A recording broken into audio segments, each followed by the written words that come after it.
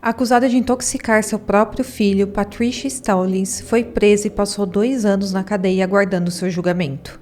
Mas será que ela realmente cometeu esse crime horrível? Ou será que tudo foi resultado de um erro médico e uma investigação mal conduzida? Patricia é uma mãe culpada ou uma vítima injustiçada? No episódio de hoje vamos explorar todos os detalhes e reviravoltas deste caso.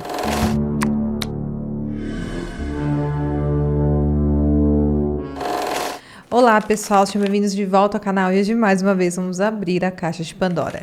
Antes de começarmos essa jornada pelo caso da Patricia Stallings, não se esqueça de fazer parte da nossa comunidade. Para isso, basta você se inscrever no canal e ativar o sininho para você não perder nenhum detalhe das histórias super legais e misteriosas que eu trago aqui para vocês. E se você já é inscrito, compartilhe esse vídeo com um amigo ou com um familiar seu que gosta de casos misteriosos e criminais. Além disso, considere também se tornar um membro do canal. Com isso, você terá acesso a conteúdos exclusivos. Também não se esqueça de deixar o seu comentário aqui embaixo sobre o que você achou desse caso, quais foram as suas impressões e também teorias. Eu sempre respondo vocês e converso bastante aqui sobre as minhas teorias também. E para ficar por dentro de tudo o que acontece nos bastidores aqui do Caixa de Pandora, um pouco de vida pessoal e também casos exclusivos, me siga na rede social de fotos. O arroba estará aqui na tela. Bom, então é isso. Fique comigo até o final do vídeo e bora para o caso de hoje.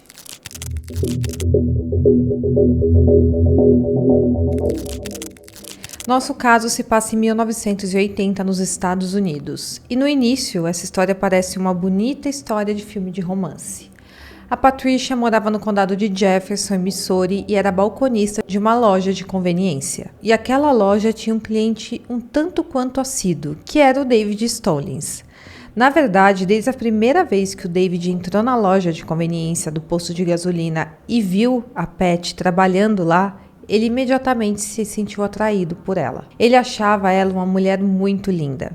Ele tentou se aproximar de pouco dela e, para isso, ele começou a ir com bastante frequência para aquela loja.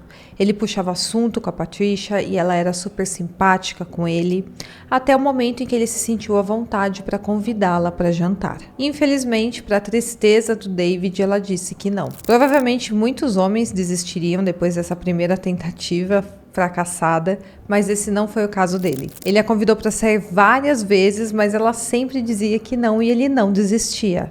Até o dia que, vencida pelo cansaço, ela resolveu dar uma chance para ele. E isso aconteceu por volta de dezembro de 1986. Esse foi o início da história de amor entre eles. Depois desse primeiro jantar, eles não pararam mais de se ver.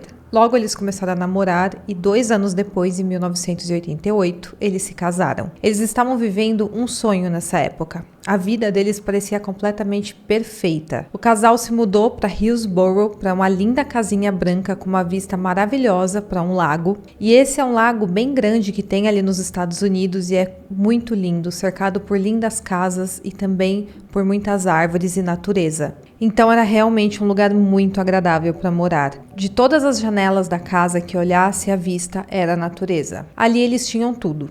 A casa dos sonhos, eles se amavam e estavam construindo uma vida feliz juntos. E não demorou muito. Logo após o casamento, o casal descobriu que ela estava grávida do primeiro filho deles. O que eles não esperavam, porém, era o que aconteceria em seguida nessa história. Durante toda a gestação, o casal estava muito feliz com a nova vida que eles tinham. Eles realmente se amavam muito e agora eles dariam à luz ao fruto do amor deles. O bebê era um menino e ele foi chamado de Ryan Patrick Stallings. E ele nasceu em 4 de abril de 1989.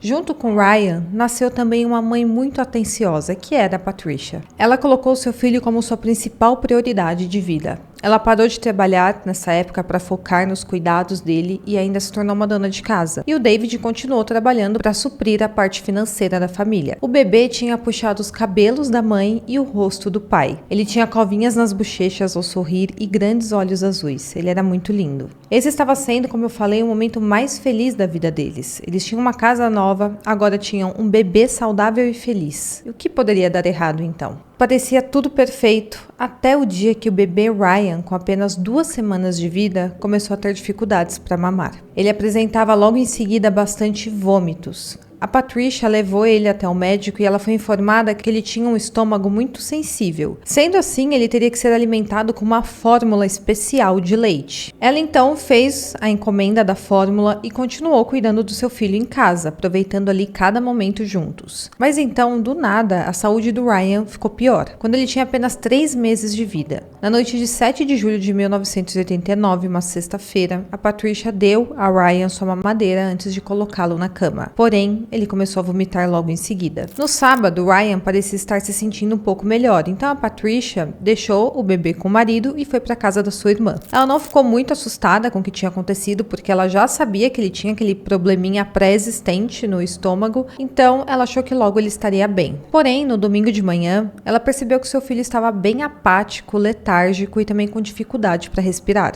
Ela percebeu naquele momento que tinha algo muito errado e seus instintos maternos estavam completamente corretos. Ela então ligou para o hospital infantil em São Luís e avisou ao médico que precisaria de um atendimento de emergência. Ela então embrulhou Ryan em várias cobertinhas e colocou ele na cadeirinha do carro, mas nesse momento o bebê estava muito agitado e ela estava muito preocupada enquanto dirigia o carro, e por causa disso ela acabou se perdendo tentando encontrar esse hospital infantil. E ela acabou indo parar no hospital Cardinal Glennon por engano.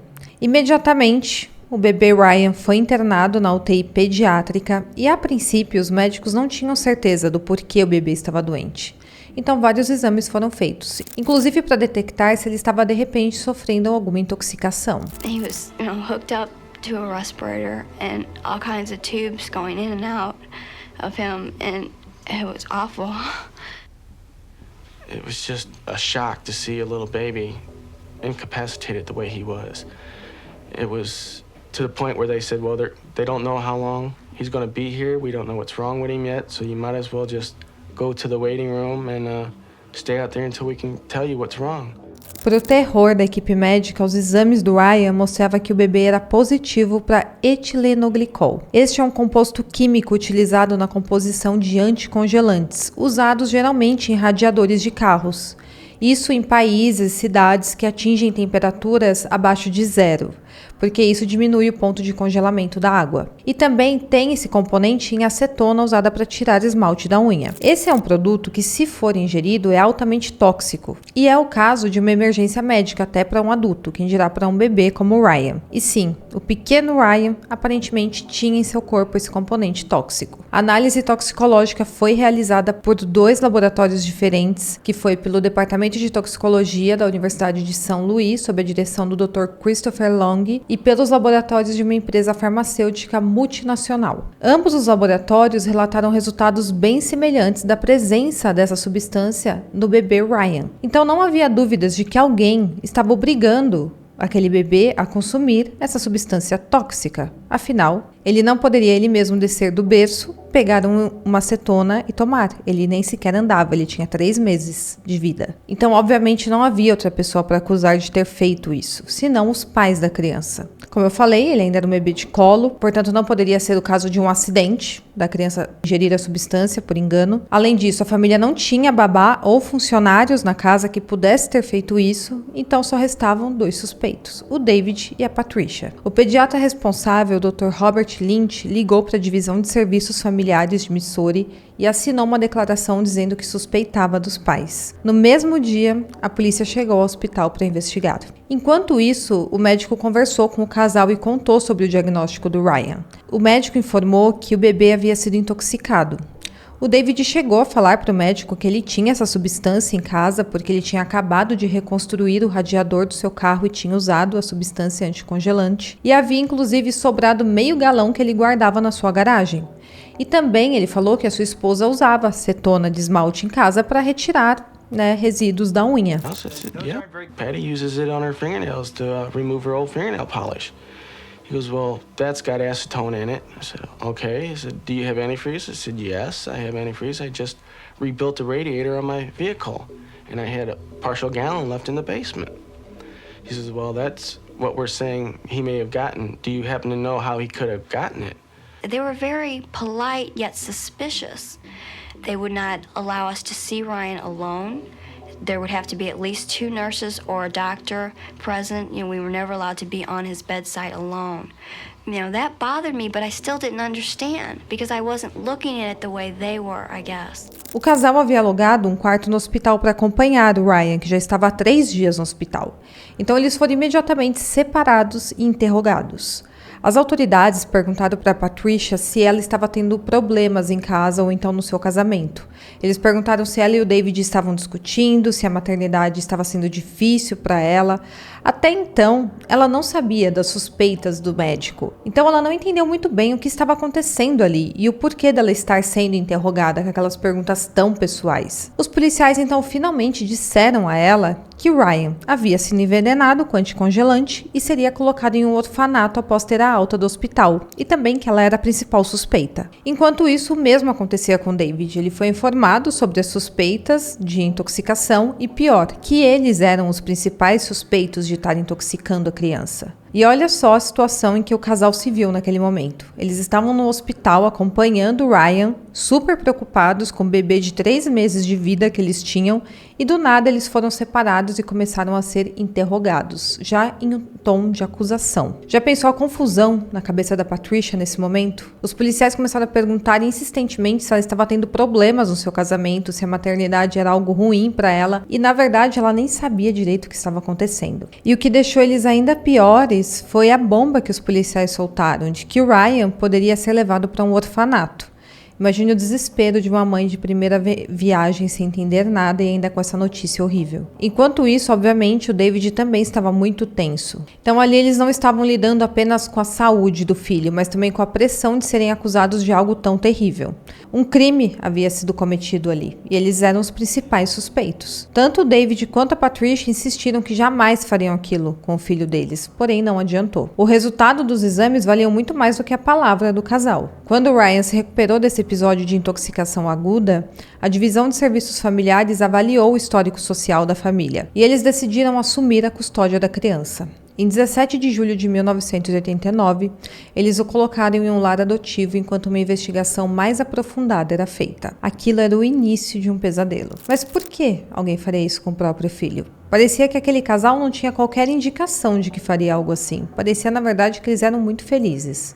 Porém, no íntimo de cada casa, não tem como saber o que ocorre. Enquanto Ryan estava no orfanato, os pais poderiam fazer visitas 1 vez por semana e ficar com o filho apenas 1 hora. E todas as visitas eram supervisionadas. Eles faziam visitas todas as quintas-feiras e eles acreditavam que logo poderiam levar o filho de volta para casa e continuar ali com a vida perfeita que eles tinham. E então, no dia 4 de setembro, na 6ª semana de visita, a Patricia levou uma mamadeira e deu para o Ryan tomar. Até então, ele estava ótimo, sem apresentar qualquer problema médico. Nessa ocasião, durante aquela visita, estava o casal e também os pais do David, apenas os 4 ali. Em algum momento, os avós tiveram que ir embora e o David os acompanhou até a saída. De acordo com o David, ele saiu da sala por 2 minutos ou então até menos. E quando ele saiu, a Patricia ficou sozinha com o Ryan, dando a mamadeira para ele. Estranhamente, 4 dias após esta visita, o Ryan ficou muito doente. Ele teve que ser levado às pressas para o hospital Cardinal Glennon, novamente para a UTI pediátrica. A família adotiva que estava cuidando do Ryan nessa altura avisou que após a visita dos pais do bebê, o Ryan havia ficado mais letárgico. Ele começou a vomitar e parecia estar muito doente. Testes foram feitos novamente no hospital e, mais uma vez, os exames deram positivo para etilenoglicol. De acordo com especialistas, era possível que o Ryan tivesse desenvolvido sintomas de 12 a 24 horas após ingerir o conteúdo tóxico. Isso era tudo que a polícia precisava para concluir que a Patricia era a responsável pelo crime. Eles acreditavam que ela havia dado a mamadeira intoxicada ao bebê enquanto o seu marido estava ausente na sala. No dia seguinte foi comandada uma busca na casa da família e lá eles encontraram um recipiente meio vazio de anticongelante no porão. O David já havia avisado a polícia que ele tinha esse conteúdo no seu porão guardado. E lá realmente foi constatado. Com essa evidência, a Patricia foi presa e acusada de agressão em 5 de setembro de 1989. Mas não só isso. As coisas iriam piorar ainda mais. Ryan foi tratado intensivamente com medicamentos anti-envenenamento, porém ele não apresentava nenhuma melhora. Enquanto isso, a Patricia estava na prisão. Já o David conseguia ver o filho no hospital. E a pior notícia que eles poderiam receber chegou. Os médicos disseram ao David para que, se ele quisesse, que começasse imediatamente a realizar qualquer cerimônia religiosa que ele considerasse importante. Porque os médicos avisaram que simplesmente não tinha mais esperança que o Ryan sobrevivesse. Eles iriam desligar as máquinas. E de fato, o Ryan não resistiu à intoxicação. Em 7 de setembro, 2 dias após a prisão da Patricia, o Ryan faleceu no hospital nos braços do seu pai. Com isso, as acusações contra Patricia foram alteradas para homicídio em primeiro grau. Ela então foi mantida presa sem direito à fiança, aguardando seu julgamento. Tanto David quanto a Patricia aparentemente estavam devastados com aquilo, eles tinham perdido um filho. Enquanto isso, a Patricia estava sendo responsabilizada pelo crime. E na mesma época, outra mulher chamada Paula Sims tinha sido presa e acusada de ter tirado a vida das suas 2 filhas, quando eram apenas bebês. Toda a comunidade local sabia desse julgamento, e logo a Paula e a Patricia começaram a serem comparadas na mídia. 2 mães haviam tirado a vida dos seus bebês de forma cruel. Essa era a manchete principal. A Paula já vinha sendo odiada pela comunidade pelo que ela havia feito. Então, quando a Patricia foi presa e acusada, a raiva da população apenas aumentou e agora se direcionou a ela. E ninguém conseguia entender por que o David ainda estava apoiando sua esposa. Ele insistia que ela era inocente, mesmo todas as evidências apontando para que ela fosse a culpada. O que ninguém imaginava é que a Patricia, no momento que ela tinha sido presa, estava grávida novamente. Na verdade, nem ela sabia disso. Ela descobriu que estava grávida depois de ser presa e 5 meses depois, em fevereiro de 1990, ela deu à luz na prisão do seu segundo filho, e ele foi chamado de David Jr. Como ela já era suspeita de ter tirado a vida do seu primeiro filho e estava sendo acusada disso, o Estado não iria arriscar que ela fizesse o mesmo com o segundo. Por isso, após o nascimento, ele foi imediatamente colocado em um orfanato. O David compareceu ao nascimento do seu segundo filho, que aconteceu em 17 de fevereiro de 1990. Porém, como eu falei, o bebê foi levado imediatamente para uma família adotiva. E agora tudo o que o David e a Patricia poderiam fazer era confiar um no outro e também em suas crenças. Eles esperavam que ao menos o júri não acreditasse na teoria do promotor de que a Patricia era uma criminosa. O David, na verdade, nunca duvidou da inocência da sua esposa. Ele sempre ficou ao lado dela em todos os momentos, tanto os momentos bons quanto os ruins. E então aconteceu uma reviravolta nesse caso. Em 3 de março, poucas semanas após o nascimento do David Jr., o David e a Patricia foram informados de que o bebê estava muito doente. Ele, inclusive, já estava hospitalizado no Hospital Infantil em São Luís. A assistente social que acompanhou a criança explicou que ele estava muito apático, vomitando. Ele não estava mais comendo e não estava conseguindo produzir urina e fezes normalmente. Sintomas esses muito parecidos com o que o Ryan havia apresentado. Acontece que dessa vez a Patricia não havia tido nenhum contato com o bebê após o seu nascimento. Então, o que quer que estivesse acontecendo com o David Jr., dessa vez ela não poderia ser a culpada. O hospital infantil onde o David Jr. foi internado contava com um centro pediátrico especializado, bem diferente do hospital onde o seu falecido irmão Ryan tinha sido diagnosticado e tratado. Nesse novo hospital, vários exames foram feitos e logo os médicos disseram que, na verdade, o David Jr. tinha uma doença genética muito rara, conhecida como acidemia multimalônica. Essa condição médica faz com que o corpo seja incapaz de digerir proteínas adequadamente. E os sintomas são letargia, desidratação e vômito. Essa condição faz com que tenha o acúmulo de ácido propiônico no sangue. Acontece que essa substância é diferente do etilenoglicol apenas por um átomo de carbono. Portanto, pode acontecer dessa doença ser diagnosticada erroneamente como envenenamento por anticongelante. Essa descoberta surpreendente imediatamente levantou várias questões. O Ryan realmente havia falecido por causa da intoxicação por etilenoglicol ou será que na verdade ele tinha sido diagnosticado incorretamente?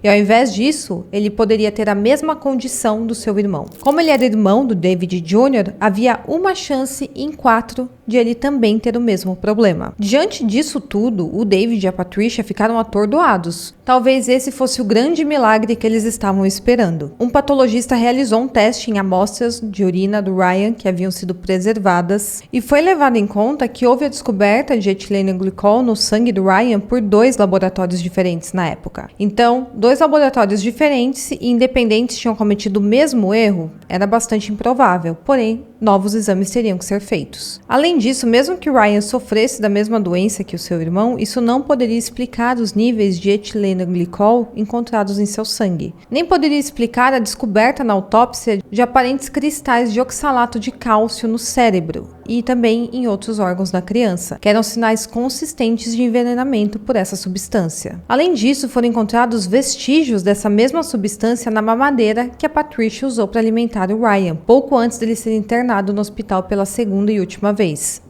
Diante dessas evidências, o diagnóstico da doença no segundo filho da Patricia foi considerado inadmissível como prova no seu julgamento. Portanto, o milagre que a Patricia acreditava que estava acontecendo foi por água abaixo.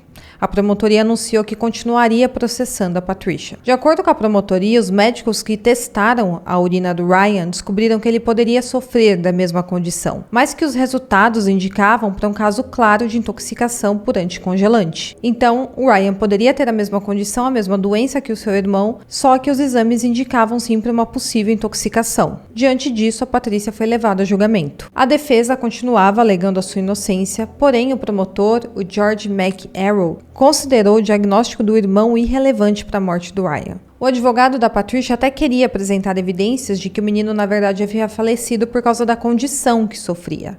Porém, o juiz, o Gary Kramer, não permitiu que ele avançasse com essa teoria sem nenhuma evidência de que o Ryan realmente havia sido afetado por essa doença. Acontece que em maio de 1990, o advogado de defesa obteve cópias das notas que haviam sido escritas pelo promotor assistente. Essas notas indicavam que o médico que declarou Ryan morto havia considerado sim a possibilidade de um diagnóstico dessa doença, mas infelizmente esse médico não fez os exames adequados para ter certeza disso na época. Ele alegou mais tarde que havia avisado o promotor sobre a necessidade de mais exames para determinar essa questão. Porém, o promotor ocultou essa informação. Após essa descoberta, os promotores disseram novamente que acreditavam que mesmo que Ryan tivesse a doença, eles ainda achavam que ele também havia sido envenenado. E também, na opinião do juiz, a possibilidade da doença não excluía o envenenamento com etilenglicol. No tribunal, o promotor público, George, destacou muito sobre o crime contra um bebê indefeso cometido pela sua própria mãe. E suas palavras finais foram as seguintes, abre aspas, não especulem que Ryan Stollis, de 3 meses, morreu de causas naturais. Você também pode especular que algum homenzinho de Marte desceu e injetou nele algumas bactérias misteriosas. Não tentem entender por que a Patricia envenenou seu filho, alimentando com uma madeira misturada com anticongelante. A questão é que ela fez isso. Só ela poderia ter feito isso. Fecha aspas. A Patricia queria que seu advogado ao menos chamasse testemunhas para testemunhar ao seu favor em seu nome, porém, não fica explicado por quê, mas ele não chamou ninguém. 10 horas depois, o presidente do júri, Delma Fisher, anunciou ao tribunal que o júri havia considerado a Patricia culpada de homicídio em primeiro grau. Em fevereiro de 1991, ela foi condenada à prisão perpétua sem possibilidade de liberdade condicional. Enquanto isso, David Jr. permaneceu aos cuidados de um orfanato. Esse caso repercutiu muito na mídia naquela época, e com isso acabou sendo destaque no programa Unsolved Mysteries. Acontece que quando esse programa foi ao ar, 2 pesquisadores em doenças metabólicas da Universidade de São Luís, o Dr. James Schumacher e o Dr. William Sly, juntamente com o Dr. Robert Lynch, o pediatra que atendeu o Ryan durante sua primeira visita ao hospital, viram esse programa por um acaso e ficaram muito preocupados com o veredito. Ali eles viram que um erro grave poderia estar acontecendo. Eles então entraram em contato com o Dr. Christopher Long, o chefe do Departamento de Toxicologia da Universidade de São Luís, e ele também era um membro da equipe que encontrou etilenglicol no sangue do Ryan, e o Dr. Christopher Long havia armazenado amostras do Ryan. Essas amostras foram armazenadas congeladas por 7 meses, então eles pegaram essas amostras para analisar novamente. E ficou claro para o Dr. James Schumacher que um erro terrível tinha sido cometido. Não havia nenhuma evidência de que o Ryan tinha sido envenenado com etilenglicol. A maior suspeita de envenenamento tinha sido devido a níveis elevados de ácido propiônico no sangue do Ryan. Acontece que a doença poderia causar exatamente esses mesmos níveis elevados.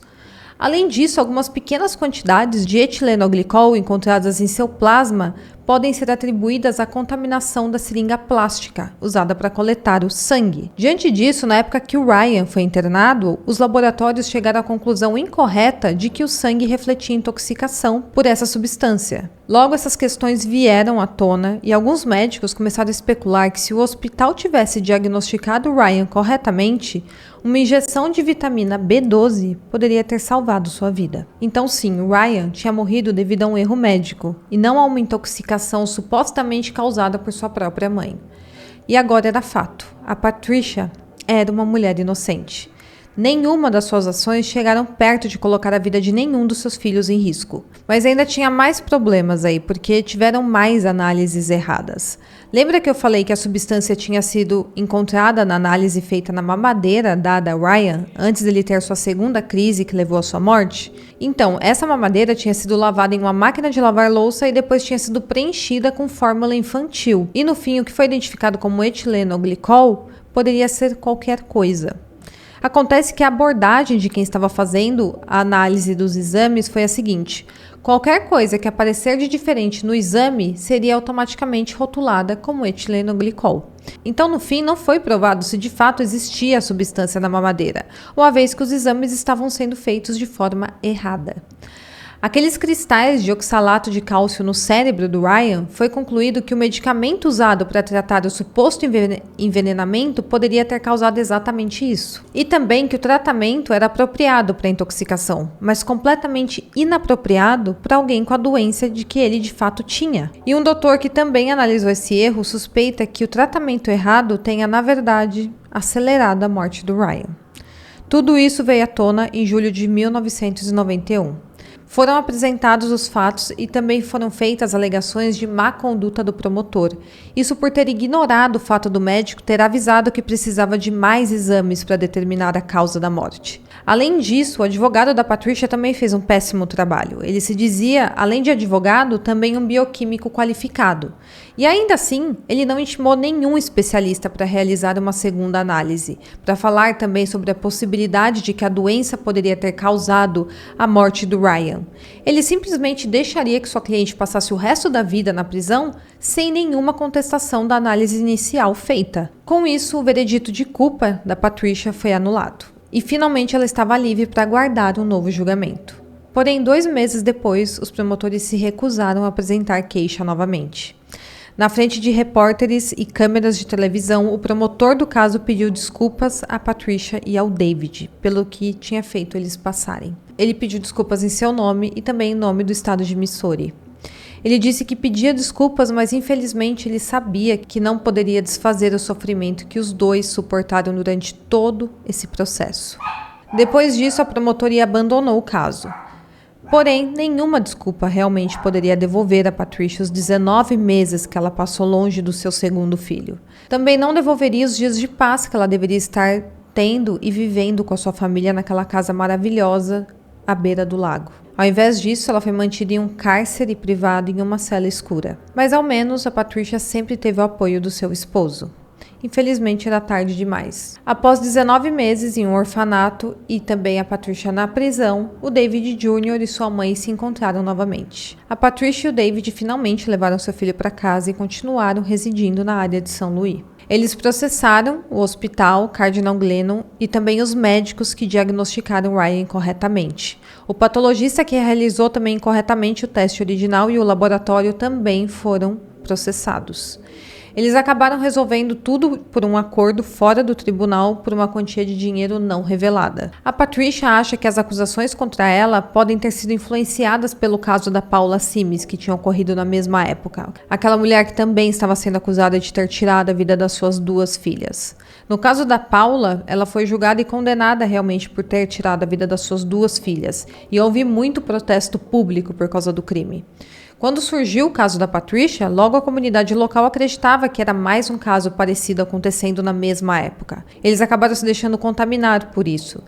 E com isso, quase condenaram uma mulher inocente a passar o resto da vida atrás das grades. Para quem não sabe, os promotores dos Estados Unidos são eleitos por votação e não por concurso, como é aqui no Brasil.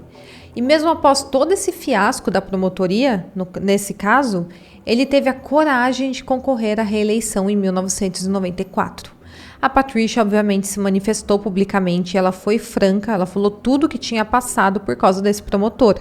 Ela quase foi condenada à prisão perpétua. Na verdade, ela foi, né? Mas conseguiu reverter isso. Além disso, a comunidade não confiava mais nele por causa disso.